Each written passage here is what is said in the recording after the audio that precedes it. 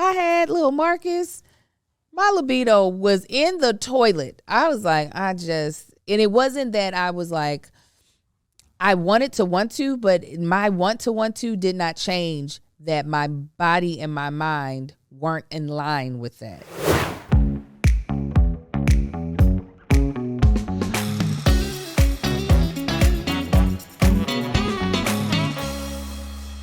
What's happening, family? What's happening? Welcome back to another episode of Is This Gonna Cause an Argument? I'm your host, Marcus Tanksley, a.k.a. Tank, and I am joined by my co-host, my wife of 15 years, my best friend, my sex partner.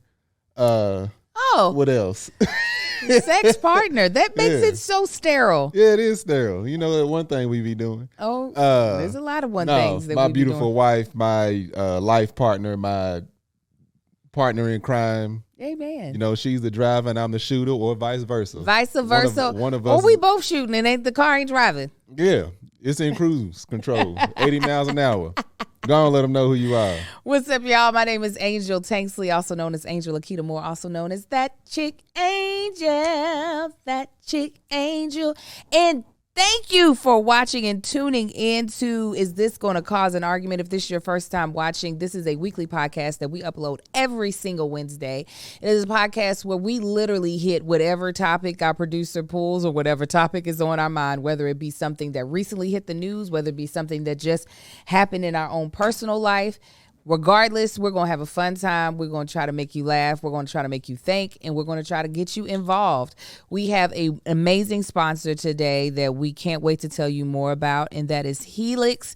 We will tell you about them later on in the podcast. We also want to give a huge shout out to the people that are actually watching this live when we tape this, and that is our Patreon, which is our immediate family. We call them our Angel Wings, our Tanks Riders. And they are people who have supported us monetarily with a $5 a month little gift. They are the ones that have made this podcast happen. They help pay for our producer. They help pay for other productions that we're doing. And we are greatly appreciative of them. And we have community events with them. So it's not just you get content. You also get access to us and access to a community of people that are actually loving on each other, praying for each other. So if you would like to be a part of that community, go to www.patreon.com/thatchickangel. Bloop. All right, babe. I think I did everything I was supposed to do. So what you supposed to do, man? Did it. How you doing, first of all? I am exhausted. Yeah, you exhausted? Yeah, I'm a little tired. Yeah. I ain't gonna let it slide. People need to know. So what's going on with the I saw the masking. Listen, I saw a gay black man, who works in styling, where his sweater, hoodie, it was more than likely just a sweatshirt, tied around him diagonally. And I was like, and if y'all don't know, I hate hoodies. They are the bane of my existence. They're the bane of my hair. Hoodies are trash. They make me hot. They make me feel I'm going through menopause because I sweat so badly. So I was like, you know what? When I saw it like tight, because I also love them. If you're listening, it's like, you know how they usually do the preppy thing where they take the sleeves and tie it around your neck. Angel's is tied around her like a crossbody bag. There you go.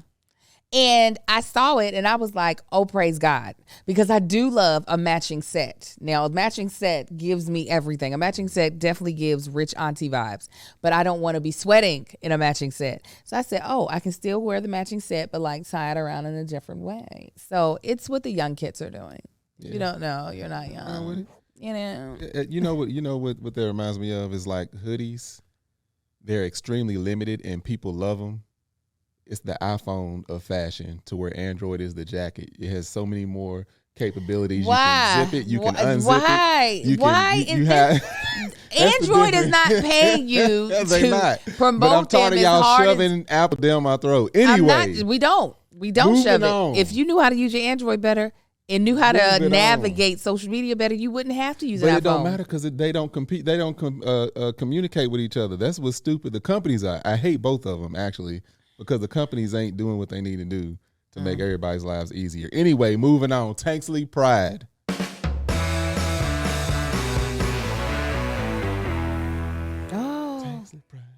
Tanksley Pride. We got 4 sons. It's Tanksley Pride. Yeah. If you all see us on tour, I want you to know you're going to get all of that on tour. Hey. Anyway, Tanksley Pride is a segment that we do. It's about our 4 boys. In case you couldn't tell by the jingle, we have 4 sons, and we call them the Tanksley Pride. And so you got a story about Tanksley Pride? Yes, I do. I did not know that in my household I have a little Steven Spielberg, Martin Scorsese, M. Night Shyamalan, Ava DuVernay. Just keep them going, all right? Luke, was it not Luke Skywalker? Lucas, with the one who did Star Wars. I got that sitting in my house. We only know is that name, Lucas. Lucasfilms. My sons, Kai and Sai, have iPads, and they sometimes record videos on their iPads. They don't have any access to social media, so everything they record stays in their iPad. Well, Sai and Kai both sent me a little film that they individually made. Mm-hmm. Kai's was okay. I don't really know what was supposed to have been truly going on. George, thank you. Thank you, Kimber. Yeah, Ryan Coogler. Yeah, put him on there too. Kai's was entitled "A Ripoff of Frozen 2." That's what the title was. That's the title of it. But it was a lot of chaos because Amar, I think, kept interrupting. Well, Size, however, I don't remember what it was called, but it started with him landing on a planet that he had never been on before. Where am I? What is this place? Now, mind you, he's writing this. He's like saying the script. He's making it up. He's improvising like his mother. He's like, what a planet. This is very unusual. But there's filter and noise and sound effects to him on this planet, like confusion. Yes, he was like the portal. What did he call it? It was like it wasn't just the time portal. It wasn't a time portal. It was some sort of like portal something that landing him in this place. He was like, I need to find someone to figure out where I'm at. And so he's looking around the planet. He was like, this is really, he's using like these words like perplexing and all this other stuff, right? And then he's like, oh man, if I can find someone. And then he's like, there's someone. Kai enters. Finally, I found someone. Who are you? My name is Sai. My name is Kai. What is this place? Home. My home. And he's like, hi, what's your name? And he's like, I'm Kai. And he's like, oh, my name is Sai. He's like, what is this planet? So they're having a conversation. And then all of a sudden there's a transition. He's like, oh my, and Kai's not there. He like fades away. He fades? Like, one thing to the next. He's like, wait, where'd you go? He's like, where did he go? And then Sai looks down. He was like, there you are. What are you doing down here? He's like, what?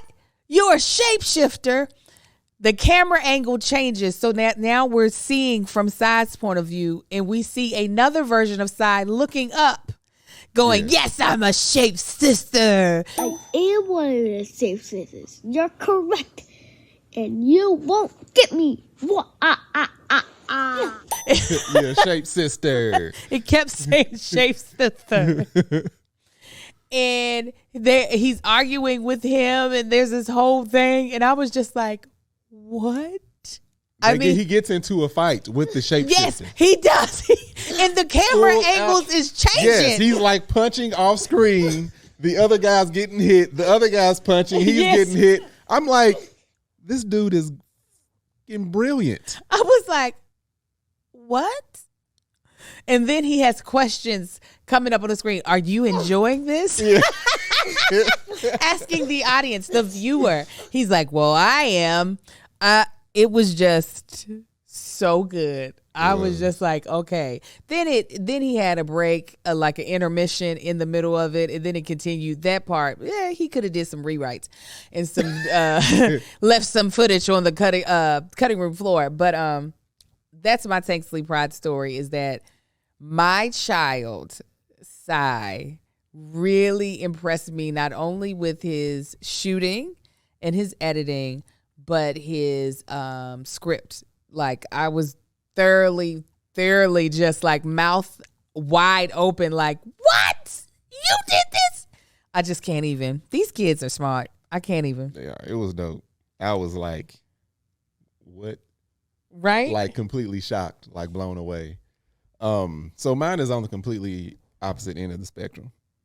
This morning, I take the boys to the bus stop. So 6 o'clock, going there, wake them up. I do the little soft, like, hey, you know, I don't like being jolted awake, so I don't jolt nobody else awake. So I'm like, hey, y'all get up, you know, reaching all over, shaking one a little bit, shaking the other. They wake up, stretch. I'm like, come on, y'all get up. It's time to get ready.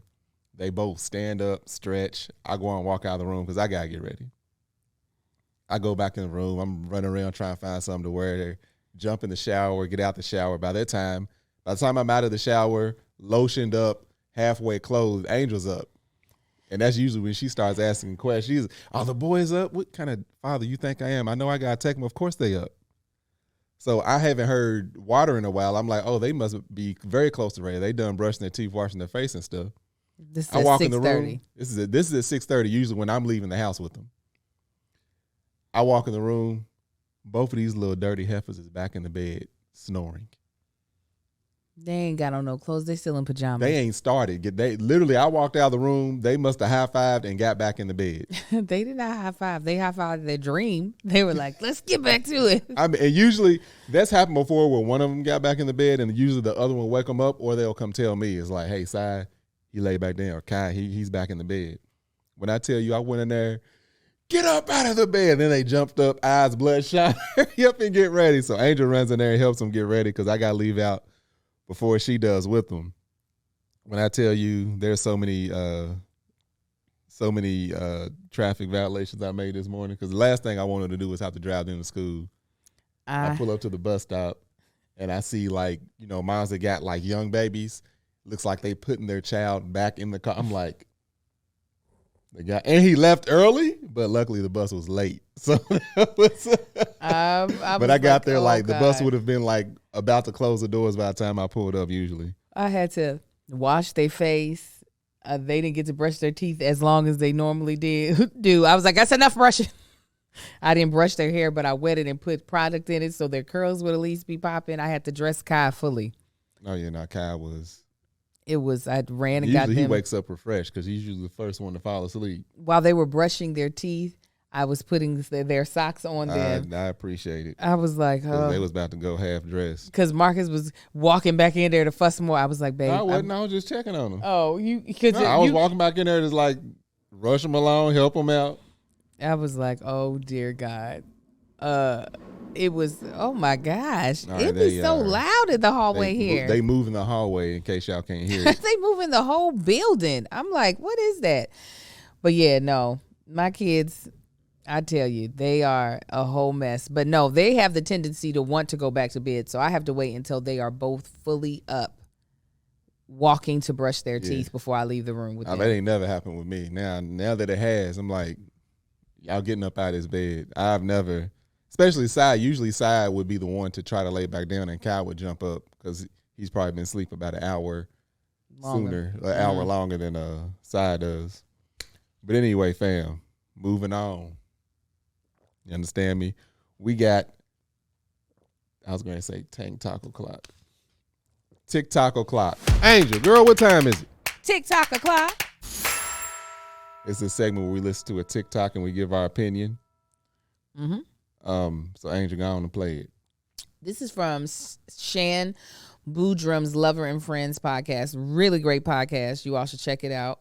So does it take 2.5 months to get a consistent erection, or 2.5 months until you even feel comfortable engaging in sexual intercourse? No, I would say 2.5 months for consistency. consistency like I know I can be. It's embarrassing. It's frustrating. It's humiliating. It only happens when I really care about the woman. So that's the crazy thing. Like if I'm in Vegas and I had a one night stand, I'm Superman, which is weird. And it's wild because there's so many things there's so many factors to it. The first factor is like, I got to console the woman that I'm with, which I would like to be consoled in that situation, right? I got to console her, let her know, hey, it's not you. I promise you, your boy wants you, not you whatsoever. But then there's so much self-talk that goes into it. I think for me, I get in my head and I don't want her to feel that I just want her for her body. And I overthink and overcompensate for so many different things. And I just want to love her and love her mind, body, and spirit. What is the ideal thing to say to a person who is not getting erect in the moment and is noticeably frustrated about it? I would say genuine, keyword, bold, text, highlight it, underline it. Genuine, because we can pick up on bullshit, right? Be genuine in how you respond. And your response should simply be, to be honest, babe, I just want to be around you. I just want to be with you. So, do you understand the full context of like what he's? Yeah, he's saying that it takes him, if he's in a relationship, it takes him time to be able to perform fully versus just meeting somebody after a party and somebody he doesn't have interest in. Yeah, he can perform at his best. So, when I saw this months ago, I was like, okay, this is an interesting, I guess, situation that's probably not talked about a lot, because I feel like men be having all the cap all the time when it comes to. Oh yeah, it starts in middle school. When it comes to sex, when it comes to their desire for sex, when it comes to their performance, and when it comes to who they have had sex with. Mm-hmm. So, yeah, the amount of partners, the excitement of the partners and capabilities and all of that. Yeah. Have you ever had a guy friend, be that vulnerable with you about like anything, I guess, regarding sex? Yeah, I have. But it's never like in a like man, this happened. It's like it's usually on the thing like, man, we tried to get, remember old girl tried to do something, man, I couldn't even get up. I don't know what it was. And it's just like usually in the guy circle, it ain't like, it could be this, could be that. It's just like, there ain't nobody trying to console the guy or like, hey, I had the same thing happen, or I ain't never had that happen, but I did read that, So guys are not really open like that. In general, I have had guys come and like, they with somebody. It's like if we really close, it could. I know guys that could come to me and tell me stuff like, actually, yeah, I've had two of my friends have had situations like that happen where it's just like, I ain't never had this happen before, because when something happens and a man hasn't experienced or heard anybody else experience, especially on this, they're not going to hear other men talk about it. Mm-hmm. They will go to somebody that they can feel like they can trust. Like, hey man, has this ever happened to you? It's like, so there are guys, but I feel like, a lot of guys, it depends. That'll let them know a lot about their circle, once they get older and more mature of who they can talk to. If they realize they can't talk to nobody in their circle about something like that, then, you need to step your game up step your friendship game up. But so do you feel like you have guys in your circle absolutely. That you could, like, if you experienced something that wasn't what you would normally, do you feel like we have a open enough communication that if something was happening with you sexually that did not seem normal to what you're used to, that you would feel comfortable being like, hey, I would come to you before anybody. I'd be like, man, look, I know the other day, I was swinging rope. I don't usually swing the rope. Usually, it's full on lead pipe, but the rope was there. All right. And I did what I could. I know you was looking at me funny. I was looking at me funny. You know what I'm saying? So I called my boy. Hey, he goes through it once a month, once a year. See, that means you didn't call me first. No, I'm saying after the fact. Oh, okay. Like, that means you done already talked to somebody else. But no, I would definitely, come to you first. Hell, you the ones that's going to experience it along with me. Ain't no point in going to somebody else. I wonder, what's crazy. Dating situation, I don't know, it might have been different. I didn't mean to cut you off. No, go ahead. He was talking about dating. When dating someone, his is probably like, if he's having that type of issue, it's probably like an initial, once they start getting more serious, it's like, this might go down. It's like, no, look, I'm really into you. This is something that I go through. So that would be something, I imagine, a very difficult conversation to have at first, but a conversation you need to have at first, if that's the, situation, which is probably more difficult than somebody that's been together for 17 years. Yeah. What I always wonder is why men don't want more knowledge when it comes to sex. Like, Ego, maybe? Because I really am like, there would be less lies, less cap from men if there wasn't such a large amount of ignorance. I feel like, you know what I'm saying? Yeah. There is like this expectation, and the expectation is the highest of expectations. Yeah. They feel like, oh, okay, we gotta be able to like blow her back out. She's got to orgasm multiple times. Gotta last a really, really long time. All these like huge expectations that either they expect of themselves, and if it's not happening, will lie that they are meeting these expectations, instead of, if that is your desired I guess end game, like actually getting the knowledge and understanding what it actually takes to be that type of sexual partner.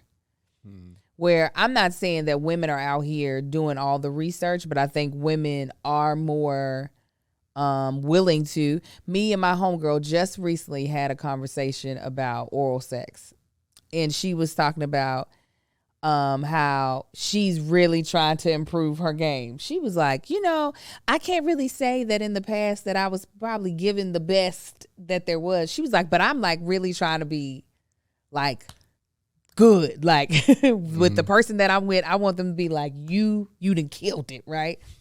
And I was like, yeah, no, I said, I get it. I recall, listen, I'm gonna be dead honest. I recall taking a class. You understand? Because I was just like, I don't, like, this is not something. You had held a class at the house with.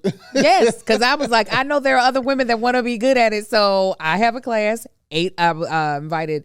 Yeah, I got back to the house. I was like, there was cucumbers everywhere. I found multiple cucumbers with teeth marks in them. I'm like, what were y'all doing? Then I finally put two and two together.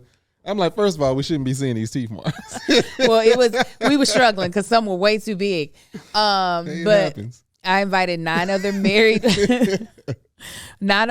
women to the house. We took a class, and it was so funny. The people that we found out, you didn't need this class, obviously. She was like, oh, when I'm supposed to swallow, hold on. Pull it back out. I was like, listen, you are skilled. But multiple of us were like, yeah, I want to know that what I am doing well, what I could get better at. Like, and because it's women, a lot of times we are okay being vulnerable to be like, yo, my mouth be feeling dry. How can I fix that? Like, I don't want to be a sandpaper mouth when I'm doing this. What do I need to do? But so when I was having that conversation with my homegirl about it, I was like, yo, I took a class, and I was like, that's not the only class I've taken. Like, I will, y'all seen me have brand deals with certain companies that offer education. Y'all know Goody also has, Goody Howard also offers classes. I am willing in the areas that I'm just like, I want to be better at this, not just for my partner's pleasure, but I want to be good at it. Just like if it were me giving head is not a career, but any thing that I would say I enjoy doing, I want to be able to do it to the best of my ability. So I was like, yeah, girl. I was like, here's another trick you can do. I was like, here's something else. She was like, what? I was like, listen, I took a class because I really didn't. Prior to you, that was not what I was out here doing. So I was like, I don't know. No, I think a lot of it starts from, so when I can speak on the, from boys, I don't know what girls go through. I mean, I know what girls go through, but not personally because I'm a boy.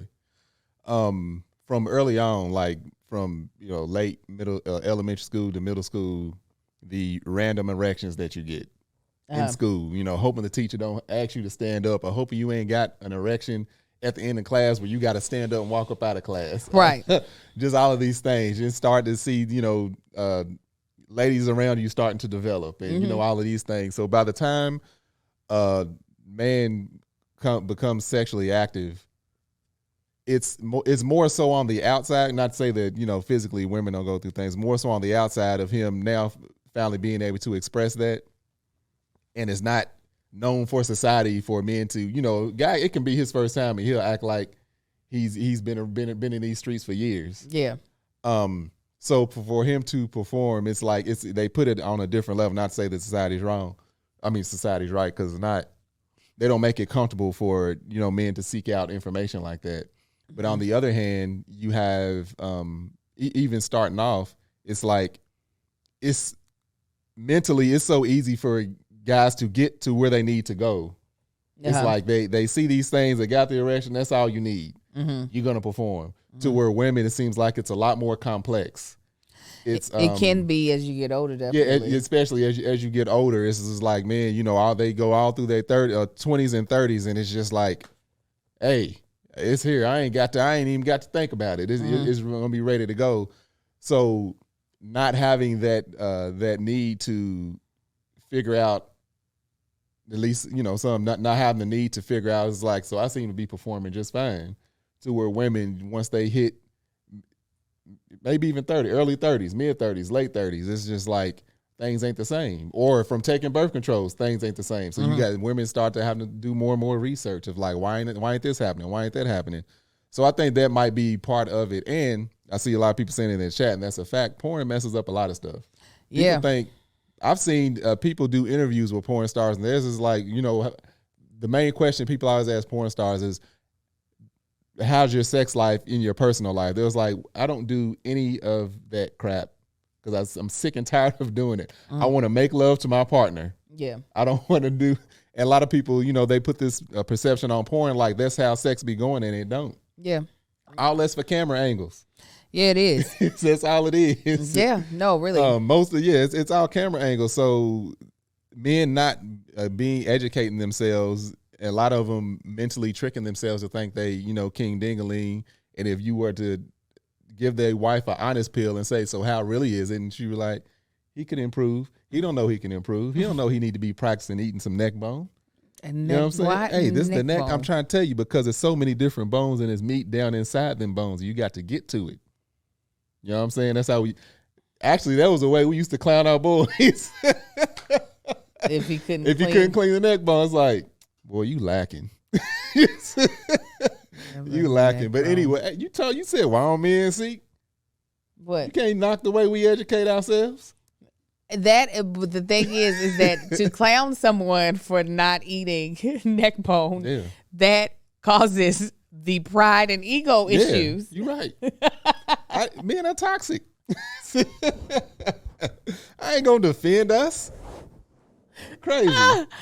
But yeah, I do think that watching this clip, it is seeing and looking in the comments, there were a lot of men that were like, oh shoot, I thought I was the only one out here like it. Like there were. Men will not admit it.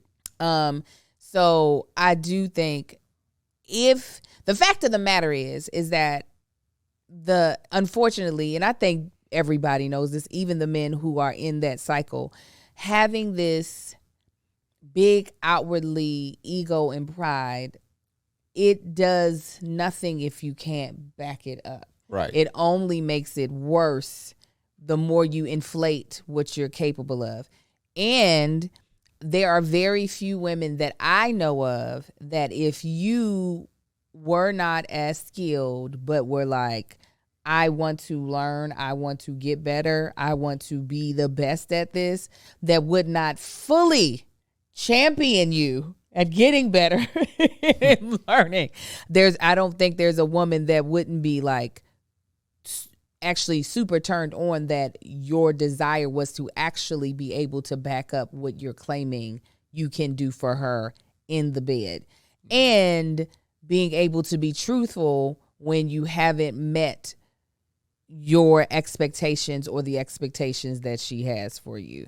And I think if men could have that, and obviously I'm referring to heterosexual sex. I don't really know I'm sure a lot of it would translate straight over to same-sex couples, but in a heterosexual relationship, I do believe that women would definitely be very appreciative of a dude leading with truth, so that at the end of the day, we can get to the level that both of us want to be at with each other. Yeah, and that's one thing that men aren't willing to admit is when they are laying down with someone like someone new, they're putting in the work to make sure. They're studying the woman to make sure they're putting a lot of thought into that, but that's not something that the men will talk about. Mm-hmm. It's like, because especially if you don't hype yourself up, or you know you like this young lady or whatever, you want it to continue, whatever it may be. Excuse me. There's a lot of thought put into what they're doing, because if she don't get to where she wants to go or seems very unsatisfied, that's going to be ego crushing for him. Even though ego shouldn't even be playing a part in this, but that's going to crush his ego, as he's going to feel bad. He's going to be embarrassed. So that's something that a lot of men don't even talk about, of the what they mentally go through of trying to make sure that they can be, quote unquote, impressive. Mm-hmm. You know what I'm saying? Yeah. Yeah, because last time you don't know, dude, I don't care if it's a one night stand or somebody you're in a relationship with, I'm like, all right, you done? Like, I mean, not to say there ain't men out there like that. I'm sure they are, but but yeah. Yeah, I think it's conversations. It's open communication, but to close it out, I will always say it goes back to the initial conversation really never happening because of how we romanticize sex. And that initial conversation starts with the conversation around consent. And consent is not just consent to actually engage in sex, but consent around what type of sex you want to actually engage in that is pleasurable for you. Because a lot of times it's just like, oh, we just gonna fumble around and figure it out together, which, yeah, if you're in a trusting place and that's what you all want to do, but if you are in a place where you're like, I want this to go well, that type of conversation needs to happen, of like, we still have to have that conversation in the conversation of, how do you want to do this? Yeah. It's not a thing of, we're just going to see if you say no to this or yes to this. I'm putting out the menu. So what you looking for today? We got appetizers over here. We got the main course. We got dessert. Do you want all three? And because would you like inside, patio? Or patio, would you like indoor? Would you like a booth? Chair, tables? What you tell me? Absolutely. And if those conversations were seen as more normal and as actually the foundation, all the other things are going to be easier to deal with. Yeah, not everything is going to be comfortable. It's not always comfortable to critique somebody and know you're about to give them a low grade on, on something. But if the person knows that you're not doing it to try to deflate them as a person, but to be like, I really would love if I could do this with you. So if you could help support me in this by getting better at this one thing, I think it would take our, sex to another level.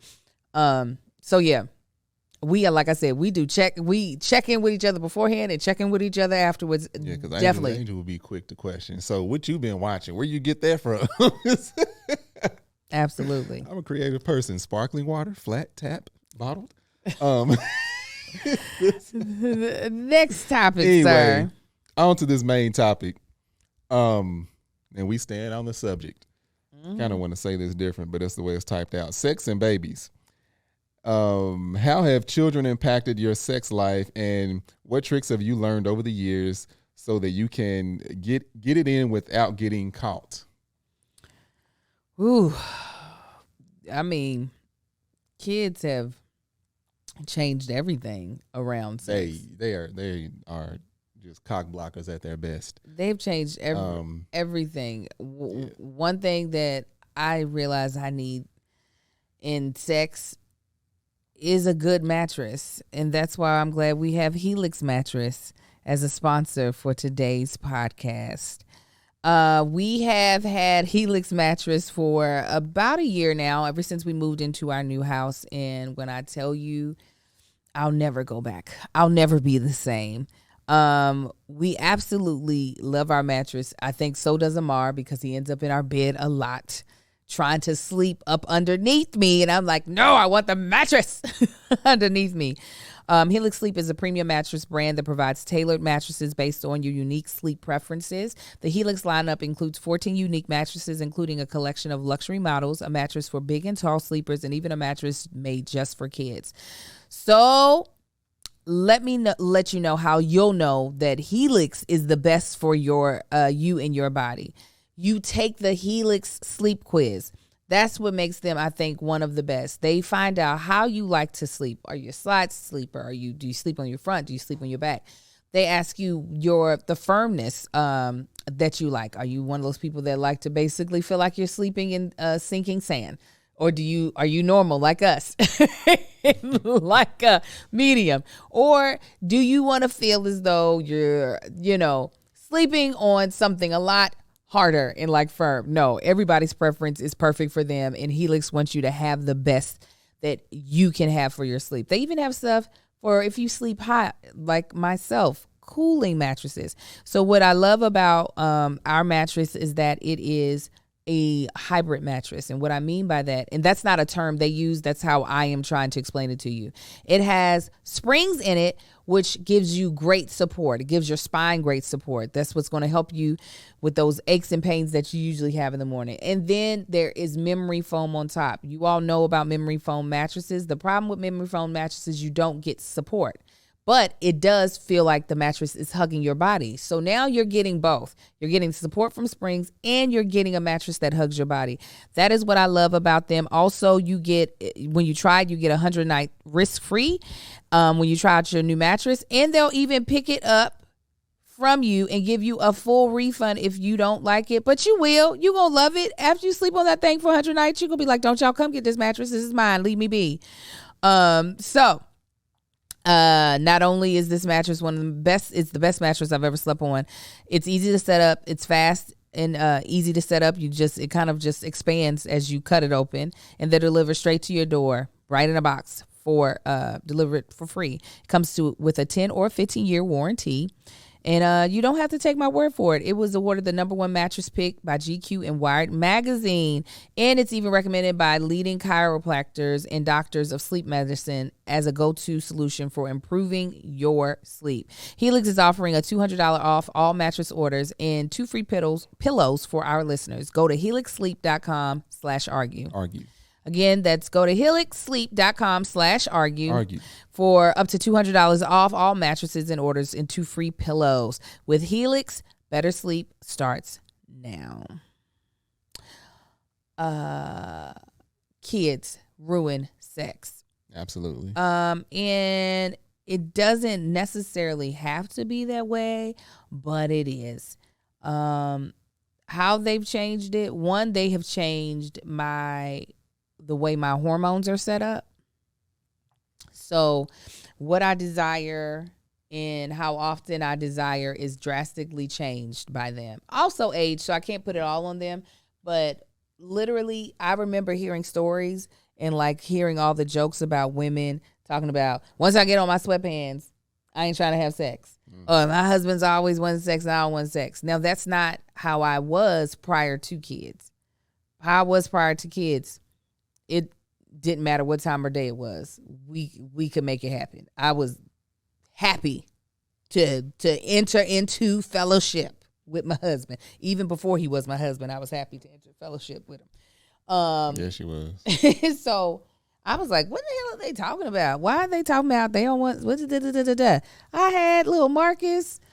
My libido was in the toilet. I was like, and it wasn't that I was like, I wanted to want to, but my want to did not change that my body and my mind weren't in line with that. So that's just off top of how it changed for me. And then also just navigating around them, because we're not trying to traumatize our kids.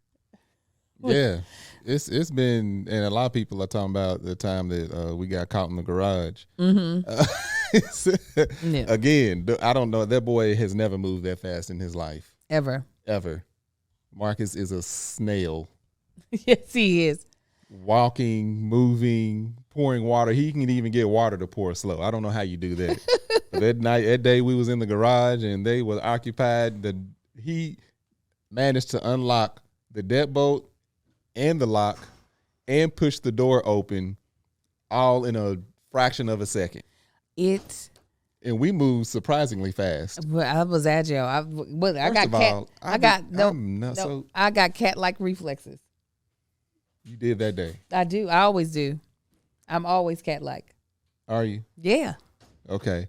But I said, I told Angel one time, I said, I've always thought it, but now I didn't know how to word it or how it makes sense. But people with more kids have more. That's why people with more kids have more kids, because they get busy. They don't get a chance to do anything. Then when they do get a chance to do things, they end up pregnant. All that you sperm. got to overcompensate because you don't know when the next opportunity is going to come the way you want it. Yeah. Now, from the experience, we have found ways and times, like we have set times and we know like this is going to be, especially like from working from home and everything. But even before then, it was all right. So we had French doors. I think I told us before, at our old house. In our bedroom, we had French doors that led out to the backyard. Angel, was you out of town or were you just gone? I don't know. I can't remember. I don't know if she was out of town and coming back to the house or if she was like just gone busy and came back to the house. And I was like, come through the back door. Yes. All right, do not ring that doorbell. Do not come to their front door. You park, leave your purse, whatever, walk around through the back gate, the back door. We can't tell you who we're seeing. Go ahead. The back door is unlocked. Come on in. And matter of fact, I opened it previously because we had the alarm and it'd be like, master bedroom door open. So I said, let me go ahead and open it up. As soon as I found out Angel was on her way to the house, so it wouldn't be no curiosity, because I could easily go into the bedroom, close the door. Kids don't bother me. If Angel's home, if she did that, they'd be knocking on the door. So sure enough, she came on through that back door and we was able to have our moment. I went in there, beforehand, they was watching movies and playing. I turned all the TVs up loud. Yeah. Yeah. Just playing the things out. But we found moments like that. We know, like, we have kind of a schedule as far as the kids. So we know exactly what they need to, what we need to do in order to make things happen. Of course, it's always best on vacation or when all the kids are gone and we ain't busy. We got time to plan, blah, blah, blah. But they do change it. And we found tricks of the trade that work.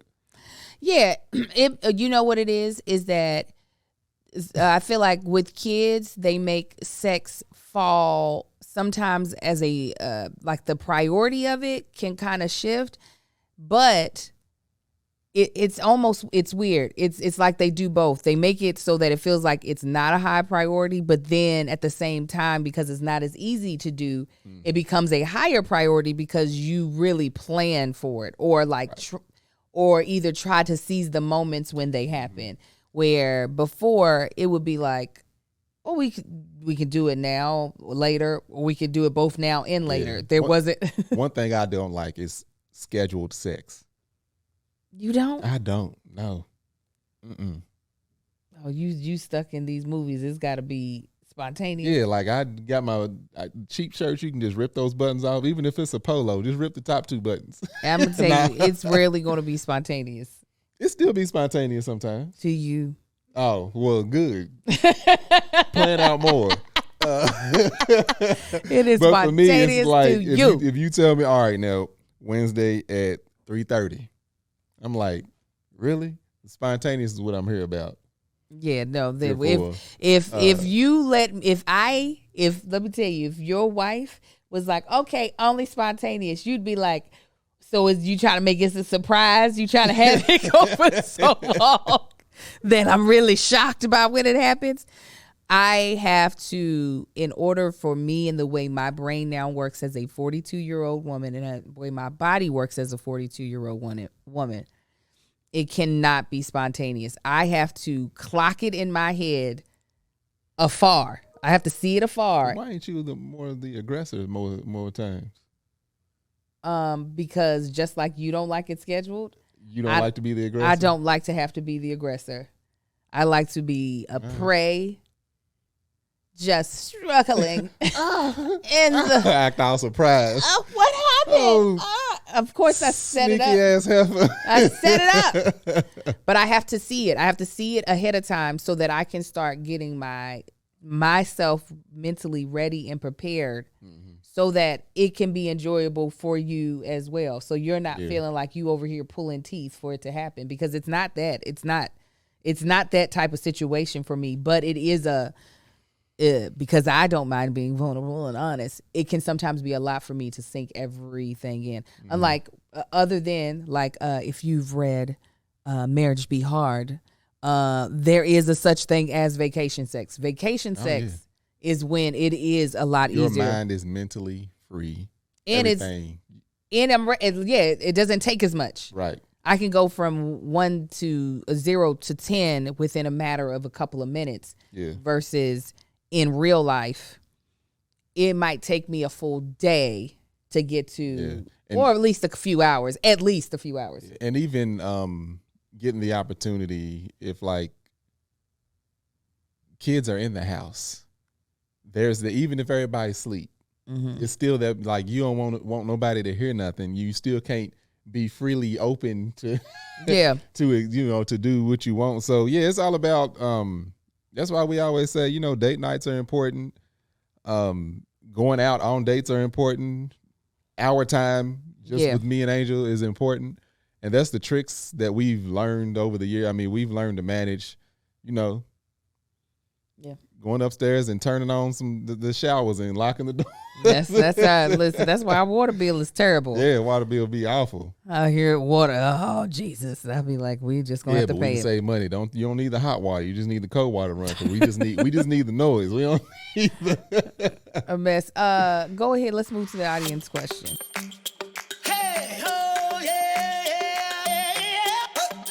So this is from Mo Humphreys. She sent a few questions. Actually, we got a few really good questions, but we're going to go with this one. What advice do you have for couples who have a love-filled but sarcastic tone in their partner or with their partner that makes others uncomfortable? I want to be unapologetically myself with my future partner without people trying to tell us we need to be nicer to each other, and also don't take other people's offense. Don't take on other people's offense. This is a really good question. So, as y'all have seen, me and Angel are very sarcastic with each other. We've even gotten told on the podcast that, y'all so mean to each other. Why does he talk to her like that? Why does she say that to him? It's not your responsibility to care if other people are offended about things you're doing in your relationship. Mm-hmm. If they're offended, let them be offended. Be you. If y'all happy doing it, y'all see me and Angel, we still joke around with each other. I don't give a damn how mean people think I am to Angel. Angel's a strong woman. If I was truly that mean, she wouldn't be with me. We have jokes that we, throw at each other, and we say, we used to do this thing. Y'all seen Dave Chappelle's show, Cold Blooded? Mm-hmm. He's been playing Rick James. We literally used to walk up and like catch each other off guard and slightly snap, cold blooded, just to catch each other off guard. And we would think it's hilarious. We've had friends like, you hit your man, shut up. Relax. All right, this is us. So if it works in your relationship, if that's y'all's love language, y'all having fun that way, let it be y'all and don't worry about what anybody else thinks. I have a little bit of different advice. I would say, a lot of times when people are offended by the behavior that you all are having, it's because out of caring for you, or like, say for instance, Marcus might say something to me that might be like to someone else where they think, oh, Angel, like he could have hurt Angel's feelings. This doesn't mean that we have not hurt each other's feelings in some of our sarcasm. So I think understanding that, yes, sometimes when people are offended, it's because they are taking on what they think you feel. So understand that not everybody's going to be able to understand what you all's inside jokes are, what you all personally are okay with. And unlike a work setting, in a work setting, yes, you do have to take on other people's offenses. Yeah, there are things that you cannot say or do in front of other people that it will be considered inappropriate. So in your marriage, I would say certain things should just be between you two. Certain things are not meant for public consumption. If you don't want to hear people running at the mouth all the time, but if it's a people that care about you a lot, I would just explain, this is how he and I play. We are both fully comfortable with it. If you're not comfortable with it, we understand, but this is our relationship. And this is what we enjoy. But with sarcasm, just know this, it still takes a huge responsibility of being very honest about when something has gone too far, because it is like a very thin line that you're walking in sarcasm, right? And so there are times when I will say something jokingly to Marcus and then realize I've hit a nerve, and then I have to like check in to be like, okay, what did I say? So I know, because let me tell you, with sarcasm comes a lot of responsibility of understanding a person's boundaries and knowing whether or not it was too much for them and making sure that your intentions are clear. So I would just say, make sure you and your person are cool first. Don't worry about nobody else. Yeah, that's what I said. You know, Angel went a lot more into depth, but I say the hell with their opinions. Because it's easier said than done. She wasn't talking about sarcasm between them. He's talking about how other people perceive it. And I said, don't give a damn about what they perceive. Just gave an extra. No, you putting too much on it. Shut up. Anyway. Thank y'all for tuning in. This has been a great episode. Hopefully y'all enjoyed it. Thank y'all for tuning in again. I've been Marcus Tanksley, a.k.a. Tank. Y'all can find me on Instagram, Marcus on the Gram, Facebook, and Marcus on the Book. TikTok, Tank Don't Talk. And you can find my beard and body butter called Man Shit. You can go to manShyt.com. Check that out, Angel. You can find me at That Chick Angel everywhere. Y'all be blessed. Absolutely. Have a good day. Y'all have a good one, fam. Check out Helix Mattress at helixsleep.com. Love y'all. God bless. Bye.